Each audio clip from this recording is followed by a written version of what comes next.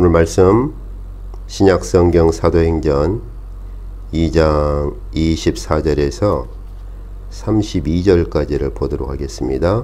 2장 24절에서 32절 24절부터입니다. 하나님께서 그를 사망의 고통에서 풀어 살리셨으니 이는 그가 사망에 매여 있을 수 없었습니다. 다윗이 그를 가리켜 이르되 내가 항상 내 앞에 계신 주를 배웠으며 나로 요동하지 않게 하기 위하여 그가 내 우편에 계시도다. 그러므로 내 마음이 기뻐하였고 내 혀도 즐거워하였으며 육체도 희망에 거하리니 이는 내 영혼을 음부에 버리지 아니하시며 주의 거룩한 자로 썩음을 당하지 않게 하실 것이미로다.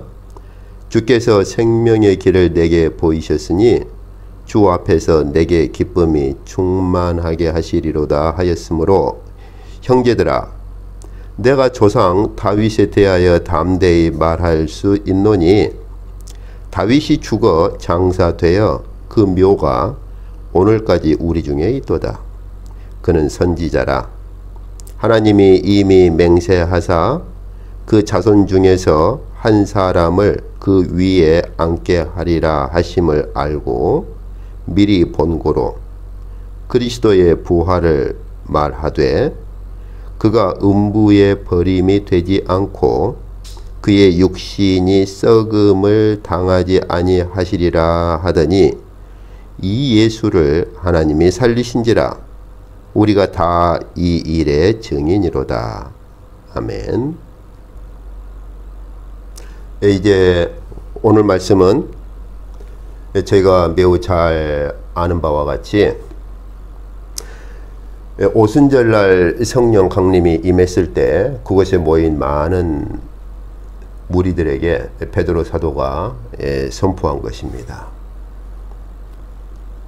그런데 오늘 성령 강림에 대해서 베드로 사도가 선포할 때 그냥 성령께서 오신 것이다 이렇게만 선포한 것이 아니고 성령 강림에 대해서 선포할 때 그 성령께서 왜 오셨느냐를 말할 때 그리스도의 부활이 무엇인가 하는 것하고 연결해서 베드로 사도는 선포를 하고 있는 것이죠. 그래서 오늘 읽었던 이 본문은 사도행전 2장 24절부터 32절 그러나 전체를 보자면 36절까지 그렇게 가는 것이죠. 이 본문에서 베드로 사도는 우리 주님의 그 부활, 주님의 부활이 어떤 것인가 하는 것을 베드로 사도는 선포를 하고 있습니다. 그런데 이 베드로 사도가 주님의 부활을 선포할 때 그때 그 주님의 부활의 배경으로 인용하는 것이 다윗의 시편이죠. 그래서 특히 다윗의 시편 16편에 있는 이 시편을 그렇게 인용을 합니다. 그래서 시편 16편을 한번 보시면 다윗이 시편 16편에서 이렇게 고백하는 걸 볼 수 있지요. 시편 16편을 보시면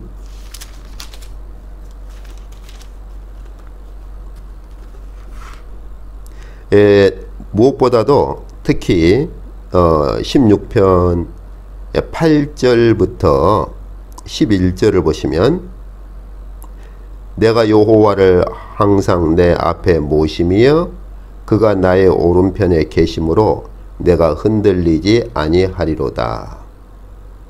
그러면서 9절에 이러므로 나의 마음이 기쁘고 나의 영도 즐거워하며 내 육체도 안전히 살리니 이는 주께서 내 영혼을 수월에 버리지 아니하시며 주의 거룩한 자를 멸망시키지 않으실 것임이니이다. 이렇게 고백하는 걸 볼 수가 있지요. 여기서 보면 다윗이 무엇보다 10절에서 보면은 주께서 내 영혼을 수월에 버리지 않으실 것이고, 여기 수월이라고 하는 것은 이제 히브리어인데, 이제 사도행전에서는 음부로 번역되어 있죠. 이 수월이라는 이 히브리어는 한마디로 이제 죽은 사람이 가는 곳, 쉽게 말하면 이제 무덤을 보통 표현하는 말이에요. 그러니까 주께서 내 영혼을 죽은 자들의 그 무덤 속에 버리지 않으실 것이라 하는 이 소망을 이렇게 고백한 걸 볼 수가 있죠. 그리고 그걸 다시 반복하는 게 뭐냐면, 주의 거룩한 자를 멸망시키지 않으실 것임이니이다. 그래서 하나님께서 하나님의 거룩한 자를 그 무덤의 죽음 가운데 내버려 두지 않으실 것입니다. 이렇게 다윗이 고백을 했단 말이에요. 이것을 베드로 사도가 인용을 하는 것입니다. 그러면 한번 다시 이제 시편으로 가보면, 이제 사도행전 오늘 본문으로 제가 가보시면, 이제 베드로 사도가 이 본문을 가져와서 무엇을 이스라엘 백성들에게 그렇게 선언하는가. 여기 보면은 24절부터 보시면, 하나님께서 그리스도를 사망의 고통에서 풀어서 살리셨다. 왜 그러느냐? 그리스도를 죽음 가운데 그렇게 버려둘 수가 없었다는 것이죠. 그러면서 그 배경으로 인용하는 게 방금 읽었던 시편 16편을 베드로 사도가 인용을 합니다. 다윗이 그렇게 말을 했지 않느냐 그 말이죠. 그래서 특히 저희가 사도행전 2장 27절을 보시면, 내 영혼을 이제 음부라고 말했죠. 수올이나 음부나 같습니다. 근데 수올은 히브리식으로 표현한 거고, 음부라고 하는 것은 이제 그리스어식으로 표현을 한 건데, 다시 말하면 음부, 이건 마치 뭐 지옥이나 그런 데가 아니라 역시 무덤을 가리키는 말이에요. 그러니까 같은 뜻이죠. 왜 하나님께서 그리스도를 살리셔야만 했느냐를 말할 때, 다윗이 이미 시편 16편에서 고백한 것, 다윗이 말한 것을 하나님께서 성취를 하시려고 하셨다는 것이죠. 무엇에 대한 성취냐? 다윗이 이미 어떻게 말했어요? 내 영혼을 무덤에 그렇게 버리지 아니하시고, 죽음 가운데 버리지 아니하시고, 그 다음에 주의 거룩한 자로, 시편에서는 멸망을 당하지 않게 하실 것입니다. 그런데 그 의미를 베드로 사도는 주의 거룩한 자로 무덤에 묻혀서 썩음을 당하지 않게 하실 것이미로다. 이렇게 말을 했지 않느냐 그 말이죠. 그러면서 29절에 보시면, 이제 형제들아, 내가 조상 다윗에 대하여 담대히 말할 수 있노니 다윗이 죽어 장사되어 그 묘가 오늘까지 우리 중에 있도다. 자, 그러면 다윗이 시편에서 이제 내 영혼을 무덤의 그 죽음 가운데 버려두지 않으실 것이고, 또 하나님의 거룩한 자를 무덤에 묻혀서 썩도록 내버려 두지 않으실 것입니다. 라고 다윗이 시편 16편에서 말을 했는데, 그러면은 다윗이 시편 16편에서 말한 자가 누구겠느냐 하는 거예요. 죽음 가운데 그 영혼을 버려두지 않고 하나님의 거룩한 자를 그 무덤에 묻혀서 썩도록 내버려 두지 않으실 것입니다. 그럼 다윗이 시편 16편에서 말한 그 거룩한 자가 누구냐 하는 거예요. 다윗 자신은 아니지 않느냐 그 말이죠. 다윗은 이미 죽어서 무덤에 묻혀 있고, 다윗의 묘가 오늘날까지도 우리 가운데 있지 않느냐 그 말이죠. 그렇다면 다윗이 시편 16편에서 말한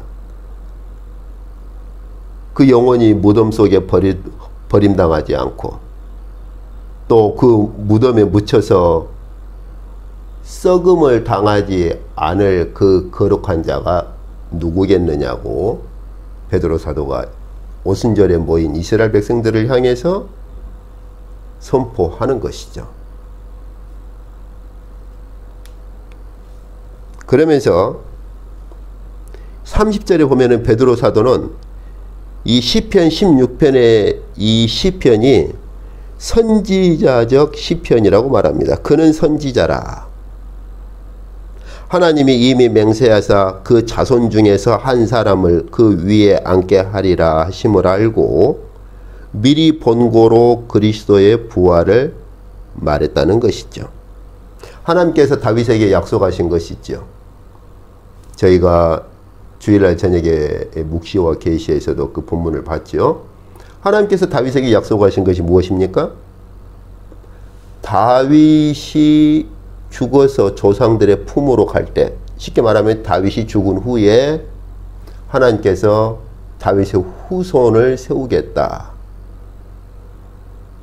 그 다윗의 후손은 영원한 나라를 세울 것이고 그의 권세는 영원할 것이다 라고 하는 것이 하나님께서 나단 선지자를 통해 다윗에게 주신 예언이었습니다. 오늘 베드로 사도는 그걸 말하는 거예요. 다윗은 이미 나단 선지자를 통해서 하나님의 그런 예언을 받지 않았느냐? 그럼 다윗이 나단 선지자를 통해서 자신의 후손 중에 한 사람이 하나님께서 자신의 아들로 보낼 다윗의 후손으로 보낼 그 다윗의 후손이 영원한 나라를 세우고 그리고 그 권세가 영원할 그 왕권을 세울 것이라고 그렇게 예언하셨던 그 예언을 다윗은 이미 알고 있었고, 그래서 다윗은 시편 16편에서 내 영혼을 무덤에 버리지 않고 그 무덤에 묻혀서 썩음을 당하지 않는 그런 하나님의 거룩한 자를 그렇게 시편 16편에서 말할 때 다윗 자신에 대해서 말을 한 것이냐, 아니면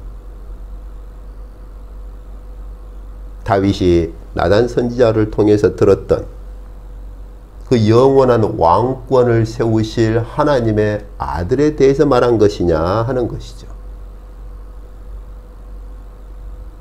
오늘 베드로 사도는 이 시편 16편을 선지자적 시편으로 말을 하는 겁니다. 무슨 말입니까? 하나님께서 앞으로 행하실 일에 대해서 선지자로서 말한 시편이 바로 시편 16편이다 라고 말하는 거예요. 이처럼 다윗의 시편 중에 선지자적 시편으로 그렇게 지칭한 경우는 드물지요. 흔치가 않습니다. 이것을 우리가 많은 경우에 시편 16편에서 다윗이 자기 자신에 대해서 말한 것을 베드로 사도가 그리스도를 가리키는 것으로 새롭게 해석을 한 것처럼 그렇게 말하기가 쉽습니다. 실제로 그렇게 많은 경우에 그렇게 말을 합니다. 그러나 우리가 한 가지 생각해야 될 것이 있어요. 다윗은 시편 16편에서 그런 의도가 아니었는데 베드로 사도는 이것을 재해석을 해서 그리스도에게 적용하는 것으로 마치 이걸 해석적인 적용으로 해석의 결과로 시편 16편을 그리스도에 대한 시편으로 이렇게 말을 하는 것은 베드로 사도의 의도하고는 전혀 다른 겁니다. 베드로 사도는 다윗은 이렇게 말했지만은 나는 이걸 메시아적으로 지금 재해석을 하겠다 이렇게 말하는 게 아니에요. 베드로 사도는 이걸 다윗은 선지자라 시편 16편을 말할 때 선지자적 시편으로 말을 하는 것입니다. 무슨 말입니까? 시편 16편을 다윗이 그렇게 노래하고 시편 16편을 고백할 때 하나님께서 성령으로 다윗을 감동시키시고 시편 16편을 기록하고 노래하고 고백할 때 사실 그 시편 16편은 선지자적 시편과 같은 것이었다라고 말을 하는 것이죠. 다윗이 시편 16편에서 하나님의 거룩한 자를 말할 때 누구를 말했겠느냐 하는 것이죠. 무덤에서 영원히 썩지 않을, 그 영혼이 무덤에 버림당하지 않고 무덤에서 썩지 않을 그 하나님의 거룩한 자를 말할 때 하나님께서 성령으로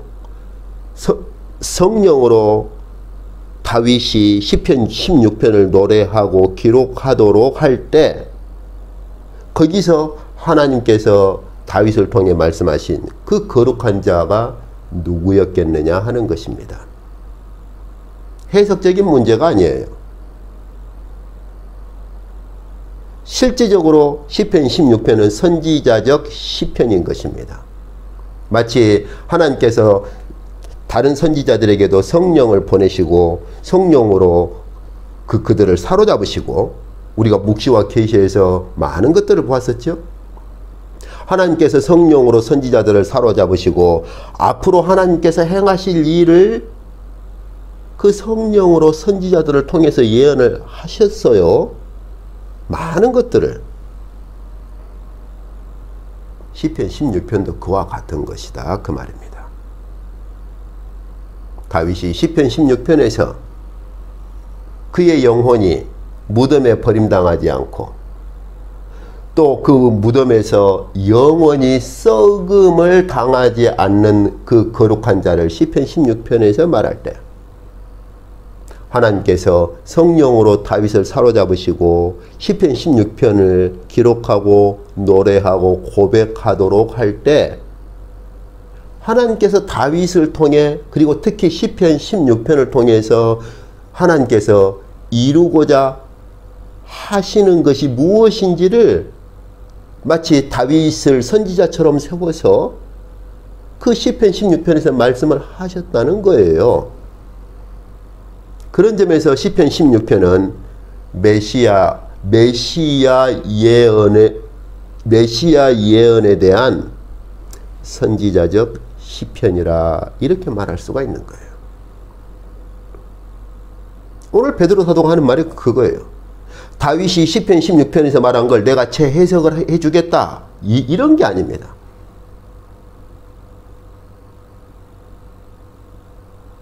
이 본문을 마치 시편 16편 자체는 다윗 자신에 대한 시편인데 베드로 사도가 메시아 예언으로 재해석을 하는 것처럼 이런 관점을 가지고 이 본문을 이렇게 보는 것은 그 당시 베드로 사도에 대한, 그리고 베드로 사도가 선포하고자 하는 의도를 지극히 오해를 하는 겁니다. 굉장히 잘못된 오해를 하는 거예요. 베드로 사도는 재해석하는 게 아니에요. 이건 해석적인 문제가 아니에요. 베드로 사도는 선지자적 관점에서 시편 16편을 보는 것입니다. 하나님께서 시편 16편에서 다윗을 선지자처럼 세워서 선지자적 예언을 주신 거예요. 무덤에 버림당하지 않고 그 무덤에 묻혀서 영원히 썩음을 당하지 않을 거룩한 자에 대한 예언을 미리 주신 것이다 하는 것입니다. 그래서 베드로 사도가 이 시편 16편에 한해서는 그는 선지자라, 다윗은 선지자였다, 선지자로서 이 시편 16편을 기록한 것이다, 선지자적 시편이다 하는 것입니다. 그렇다면 하나님께서 다윗을 통해 다윗을 선지자처럼 세워서 선지자적 시편에서 약속하신 그 거룩하신 분이 누굽니까? 바로 그리스도시라고 베드로 사도는 선언하는 것입니다. 그래서 31절에 보시면은 30절에 그는 선지자라 그러면서 31절에 미리 본고로 그리스도의 부활을 말하되 그가 음부의 버림이 되지 않고 그의 육신이 썩음을 당하지 아니하시리라 하더니 이 예수를 하나님이 살리신지라 우리가 이 일의 증인이로다. 봐라, 하나님께서 다윗을 선지자처럼 세워서 선지자적 시편에서 예언하신 하나님의 거룩한 자가 누구냐? 무덤에 버림당하지 않고 무덤에 묻혀서 영원히 썩음을 당하지 아니할 그 하나님의 거룩한 자가 누구냐? 그분이 바로 예수 그리스도 아니냐? 우리가 증인이다. 이렇게 선언하는 거예요. 오늘 이 말씀에서 본 것처럼 베드로 사도는 예수 그리스도의 부활을 어떤 관점에서 말을 합니까? 하나님의 거룩하신 분이라. 하나님의 거룩하신 분이라. 만약에 예수 그리스도의 부활이 없었다면 그리스도는 하나님의 거룩하신 분이 되지 못했을 것입니다.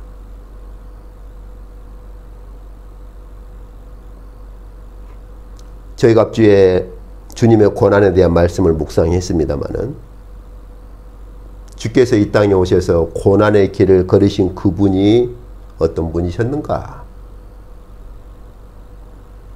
하나님의 거룩하신 분으로서 걸으신 고난의 길이라. 그렇게 말할 수 있는 것이죠. 비아 돌로로사라고 말을 하지요. 주께서 걸어가신 고난의 길을 그렇게 말을 합니다.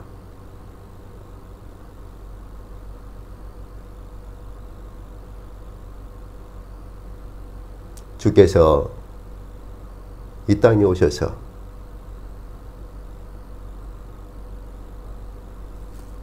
서기관과 제사장들과 장로들에게 고난당하시고 죽임을 당하신 그분은 하나님의 거룩하신 분으로서 걸으셨던 고난의 길입니다. 그리고 그분께서 십자가에 살 찢기고 피를 흘리신 그 살과 피는 하나님의 거룩하신 분으로서 찢겨진 살이고 하나님의 거룩하신 분으로서 흘리신 피라는 것이죠. 그 하나님의 거룩하신 분의 살과 피는 우리처럼 무덤에 묻혀서 썩어져 버릴 그런 살과 피가 아니라고 하는 것입니다.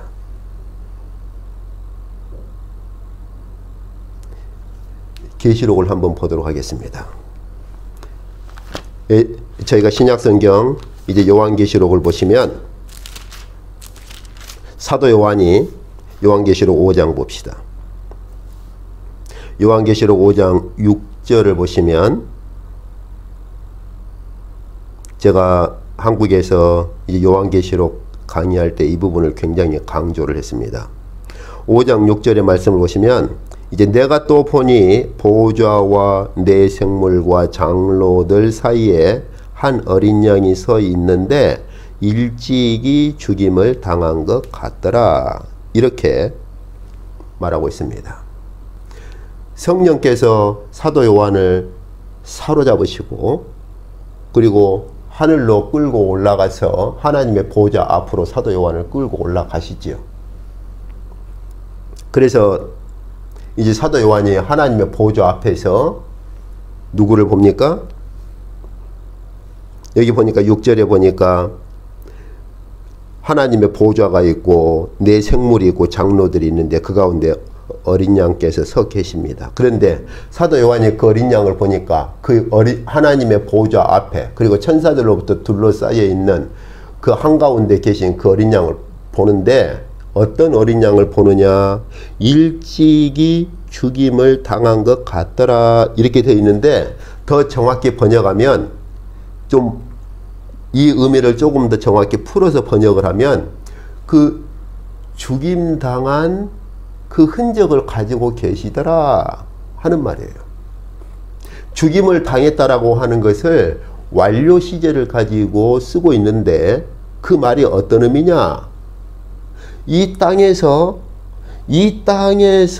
십자가에 살 찢기고 피 흘리신 그 죽임을 당한 그 상태, 그 흔적을 사도 요한이 보고 있는 그때까지도 그 십자가에 그 죽임당한 상처와 흔적을 가지고 계시더라는 것입니다.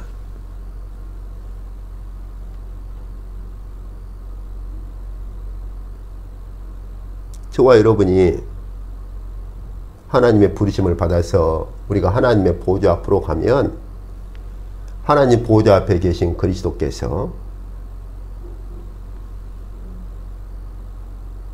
여전히 지금도 그 십자가의 흔적을 가지고 계시는 것을 저와 여러분이 볼 것입니다.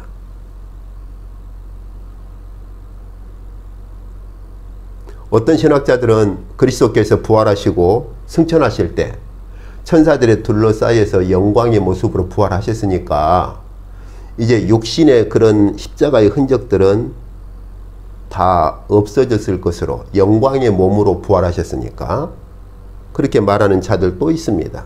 그러나 잘못된 이해입니다. 그리스도께서 비록 부활의 몸으로, 영광의 몸으로 부활하셨어도 제자들에게 친히 못자국을 만져보라고 하셨고, 주께서 십자가의 흔적을 친히 제자들에게 보여주셨을 뿐만 아니라 그 영광의 몸으로 부활하신 바로 그 몸임에도 불구하고 주께서는 여전히 십자가의 흔적을 가지고 계셨던 것입니다. 그리고 그 몸으로 승천하셨어요. 그렇기 때문에 사도 요한이 요한계시록에서 성령에 사로잡혀서 하나님의 보좌 앞에 서 있는 어린 양을 보니까 십자가의 죽임을 당하신 그 흔적을 사도 요한이 보는 그때까지도 가지고 계시더라는 겁니다. 예수 그리스도는 하나님의 거룩하신 분이셔서 예수 그리스도는 무덤에 갇혀 있거나 무덤에 묻혀서 썩어져 버릴 그럴 수가 없었어요. 하나님의 거룩하신 분이니까. 그렇기 때문에 그리스도의 육체 또한 무덤에 묻혀서 썩어져 버리는 그런 육체가 아니었던 것이죠. 하나님께서 성령으로 그리스도의 육체를 부활시키셨고 부활의 몸으로, 그렇게 부활의 영광스러운 몸으로 일으키셨고 그 몸으로 여전히 하나님의 보좌 앞에 가 계신다고 하는 사실입니다. 이것이 하나님의 거룩하신 분의 특성입니다. 육체는 썩어버리고 영혼만 부활해서 가신 것이 아니라는 말입니다. 우리가 고린도전서 15장을 보시면 하나님의 거룩하신 분으로서 그리스도의 육체 또한 무덤에 갇혀 있을 수가 없었고, 그리고 무덤에 묻혀서 썩어져 버릴 육체가 아니었던 것이죠. 그렇기에 부활하신 주님께서 제자들에게 만져보라고 하셨고 심지어 못자국까지 도마에게 만져보라고 하신 것입니다. 이분이 바로 하나님의 거룩하신 분입니다. 베드로 사도가 오늘 이스라엘 백성들에게 선언하는 것이 그것입니다. 다윗은 이미 죽었지 않느냐? 다윗의 묘가 오늘까지도 있고 다윗은 이미 죽어서 다 시신이 썩었지 않느냐? 그 말이죠. 그렇다면 하나님께서 다윗을 통해 시편 16편에서 기록하신 그 거룩하신 분이 누구냐? 이 시편은 다윗의 선지자적 시편이라는 것입니다. 메시아 예언에 대한 선지자적 시편이라는 것입니다. 다윗이 그럼 선지자로서 시편 16편에서 말한 하나님의 거룩하신 분이 누구냐 하는 것이죠. 그분이 바로 그리스도 아니냐? 우리가 증인이다.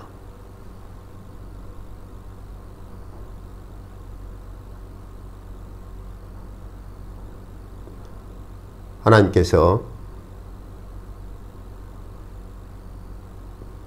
성령으로 다윗을 통해서 선지자처럼 시편 16편에서 메시아에 대한 예언을 하셨습니다.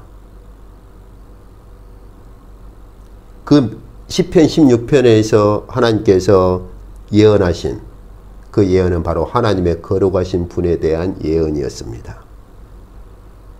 그 하나님의 거룩하신 분이라고 하는 것은 무덤에 묻혀서 썩어져 버릴 분이 아니라고 하는 것이죠.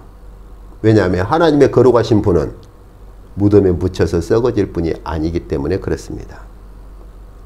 그러나 정작 시편 16편을 기록한 다윗 자신은 묻혔고 그의 시신은 이미 썩었던 것이죠.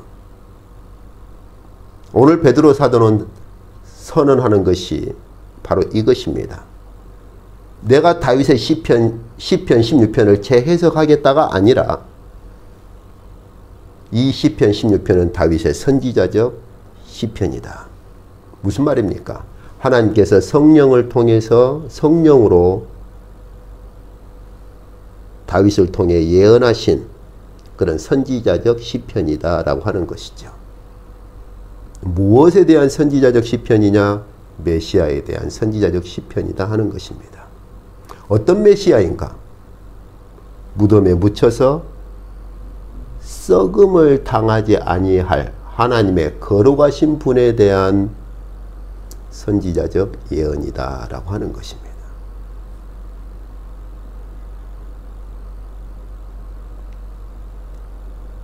저와 여러분이 그리스도의 피로 죄 씻음을 받았지 않습니까? 그 그리스도의 피가 어떤 피입니까? 하나님의 거룩하신 분의 피라고 하는 것입니다. 만약에 그리스도께서 무덤에 묻혀서 썩임을 당했다면 그 피가 우리의 죄를 씻을 수 있겠습니까? 죄 아래 굴복당한 그 피가 우리의 죄를 씻을 수 있겠습니까? 그럴 수는 없는 것이죠. 그러나 하나님께서 다윗을 선지자처럼 세워서 성령으로 예언하신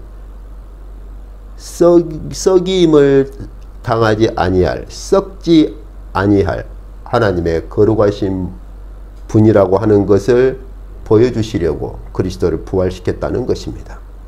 그리스도를 부활시킴으로 예수 그리스도야말로 하나님께서 시편 16편에서 다윗을 선지자처럼 세워서 성령으로 예언하셨던 그 하나님의 거룩하신 분이 예수 그리스도라고 하는 걸 보여주시려고 그리스도를 부활시켰다는 것입니다. 이 하나님의 거룩하신 분이 그리스도십니다. 이 하나님의 거룩하신 분의 피와 살을 우리가 먹고 마시면 우리는 하나님의 거룩하신 분의 피와 살을 먹고 마시는 것이어서 영생을 얻는 것입니다. 영원한 생명을 얻는 것이에요. 예수 그리스도께서 요한복음에서 선언하신 것처럼 내 살을 먹고 내 피를 마시는 자는 영생을 가졌다고 선언하시는 것처럼 지금도 하나님 보좌 우편에 계신 하나님의 거룩하신 분께서는 그 십자가의 흔적을 지금도 가지고 계십니다. 왜냐하면 예수 그리스도는 하나님의 거룩하신 분으로 그의 육체가 무덤에 묻혀서 썩어져 버릴 육체가 아니었기 때문에 그렇습니다. 참 사람으로 오셨음에도 불구하고 그분의 육체는 하나님의 거룩하신 분으로서의 육체여서 무덤에 묻혀서 썩임을 당할, 무덤에 묻혀서 썩어질 그런 육체가 아니었던 것이죠. 하나님께서 그렇게 썩임을 당하지 않도록, 썩지 않도록 예수 그리스도의 육체를 다시 부활시키시고 영광의 몸으로 승천하도록 하신 것입니다. 우리가 먹고 마시는 예수 그리스도의 살과 피는 바로 그분의 살과 피입니다.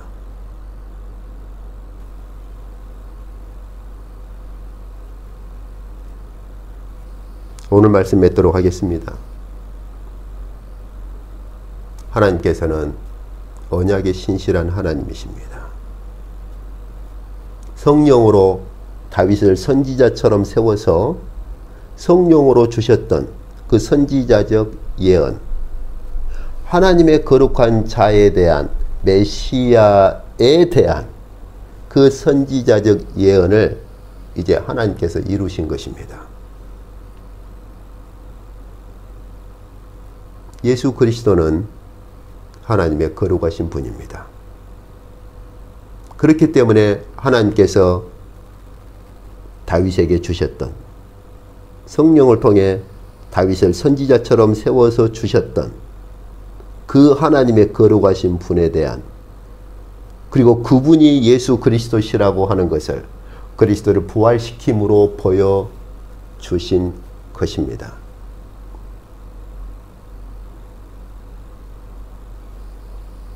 하나님께서 증명하시고 나타내 보이신 것입니다.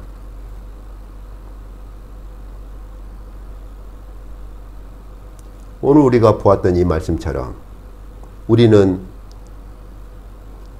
무덤에 묻혀서 썩임을 당하지 아니한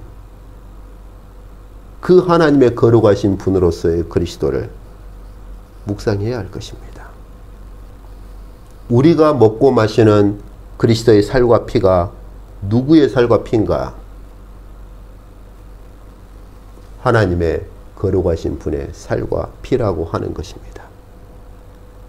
그렇기 때문에 그분의 피는 우리의 죄를 씻으시는 것입니다.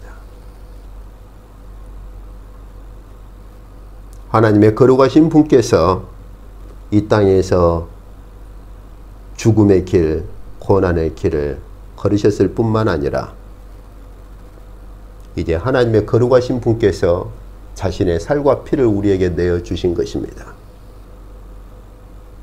우리가 먹고 마시는 그 살과 피는, 그 예수 그리스도의 살과 피는 하나님의 거룩하신 분의 살과 피입니다. 그렇기 때문에 우리가 그 하나님의 거룩하신 분의 살과 피를 먹고 마시면 우리는 하나님의 거룩하신 분에게로 올라가는 것입니다. 그 하나님의 거룩하신 분의 살과 피의 흔적을 못 가진 자들은 그 누구도 하나님의 거룩하신 분께서 계시는 곳으로 나아가지 못합니다. 이것이 부활의 생명입니다. 아무쪼록